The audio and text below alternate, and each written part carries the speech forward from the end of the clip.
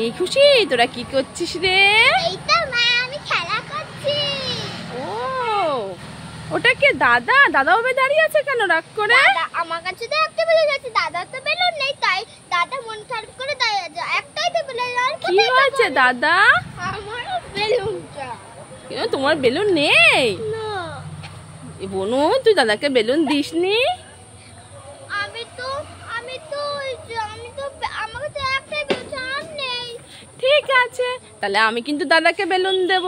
এই দেখ, দাদার জন্য একটা বেলুন নিয়ে এসেছি, বড় বেলুন। আমার দাদাতে বড় বেলুন। দাদাতে বড় বেলুন, আমারটা ছোট বেলুন। বলো দাদা তুই এটা দে, আমার এটা দে না।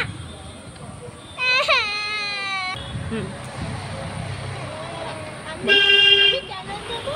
তুই তখন যে আমাকে দিলি না। এই খুশি, তুই কাঁদছিস কেন? দাদাতে বড় বেলুন, আমারটা ছোট বেলুন। তো কি হয়েছে? দুটোই তো বেলুন, মিলে মিলে খেলতে হয়, মিলে মিলে খেলতে হয়। বল। ঠিক আছে বেলুন নে। না তুই এটা নে, আমি এটা নে, মিলে মিলে একটু খেলবো।